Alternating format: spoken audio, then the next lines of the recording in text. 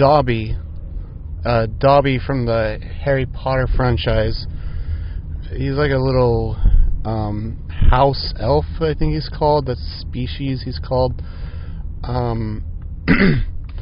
Sort of like I think he's like a slave character to his like wizarding masters. Generally just kind of does chores, little jobs, little tasks. He's like a little character, a little goblin-inspired character. In fact, he might actually be a species of goblin. I'm not sure canonically whether or not he's a goblin, an elf, what he is. But like he's some kind of little goblin-like creature, basically, is my point. And he shows up in the Harry Potter franchise. But not only does he show up in the Harry Potter franchise, recently he's been showing up in my dreams, and it's confusing me because it's happening like a lot, a confusing amount.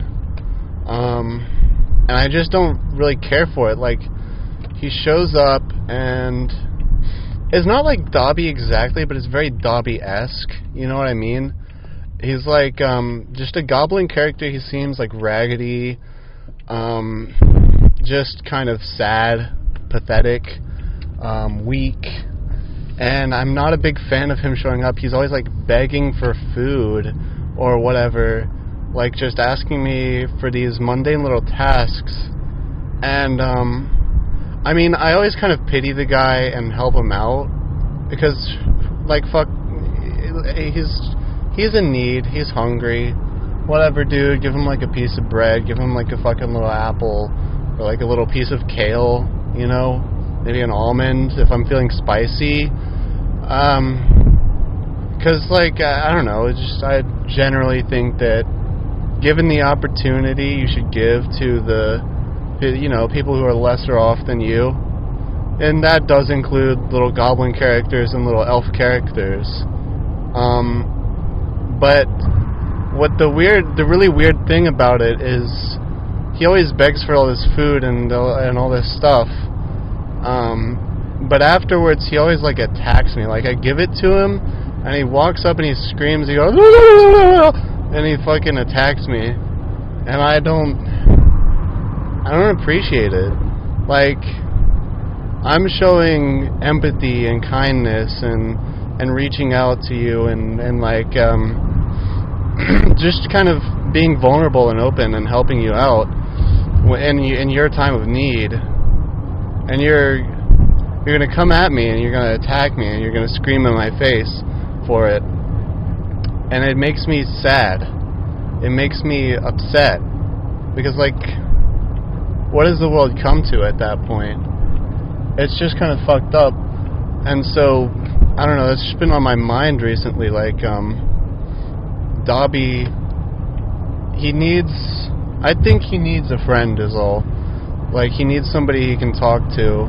But I'm not going to be that person, honestly, because he's done too much to me at this point to, like, harm me, that I can't support that. And I just want to move on. I want him out of my life. But he keeps showing up on my dreams, and I don't much care for it. And honestly, speaking of things I don't much care for, I've been thinking about it recently, and like the Teletubbies, I don't know if you guys are familiar with this. The Teletubbies, it's like a children's television show, hence a telly in the name, television, Teletubbies. It's like a play on words. I guess the Tubbies are the titular characters.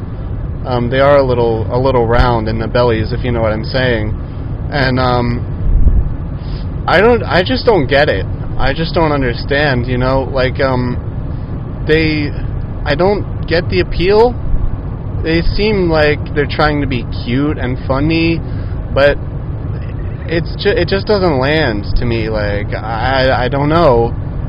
The Teletubbies, they're just kind of whatever. Like, how did they get so successful? It baffles me. It boggles my mind. And you know, a lot of people who feel similar to me, they think they look like scary, which I don't really agree with. I don't think they're scary. The only thing that's like scary in that show is like the son, right? Because the son has like that giant baby face, and I think that is weird on some level. Like it's borderline Lovecraftian, I think, but that's the only thing in the show that really is like weird or creepy. But it is terrifying, so I get that much at least. But like the Teletubbies themselves, they're not really scary. They're just boring, and I don't get it. I don't understand the appeal. Granted, I'm not much of a Teletubbies expert. I only know like two of their names. I think I know Poe. Poe's one of them. Poe's one of the Teletubbies, and the other one I know, I think his name is Tinky Winky. I don't know. It's just weird. It just doesn't make sense. And I don't get it. But I guess it's for kids, right? And so maybe I'm just old and jaded and don't understand love and joy and happiness and friendship, and I'm kind of, isolated and sad and just sort of living on my own, floating around, doing nothing, achieving nothing, and really kind of just existing without any sort of real point or purpose. And maybe the Teletubbies, they seem like maybe they have a purpose, and that they have friends and they have happiness and joy in their lives, and maybe that's where the disconnect is I'm sad and they're not. I guess that could be it. That really puts a damper on things. That put a damper on my mood when I said that. But you know what doesn't put a damper on my mood is the SpongeBob television show. I'm a big fan of SpongeBob. I've watched every episode. I know them front to back. I could recite them all for you right now, but I'm not going to, because that would take more time than is allotted for this show. But yeah, I'm a big fan of SpongeBob. He makes me smile. And I think he's cute and cool, and he's everything that I've ever wanted to be. Happy. Geez, we're really getting back to that, aren't we? I'm sorry, I need to get off that topic. I don't know, he flips these burger patties, right? And I think that's cool. I like burgers. They seem tasty. What I don't get is that in the show, there's not really, it doesn't really get greasy, which confuses me, because burgers in the real world, for those who don't know, very greasy food. Very greasy. A lot of grease is involved in cooking them, and you have to dispose of a lot of grease when you work in an establishment that cooks burgers. And I would know a lot about cooking burgers. I've worked for many burger establishments. But and I do that because it's like just the same as my role model, SpongeBob SquarePants, as it were.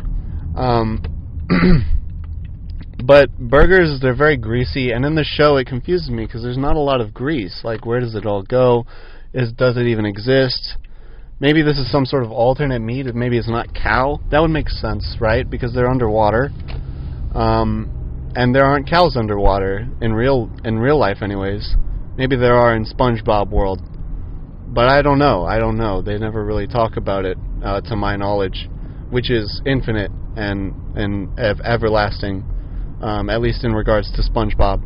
So what I'm saying is they don't talk about it in the show, whether or not there are cows and whether or not the burger patties produce grease.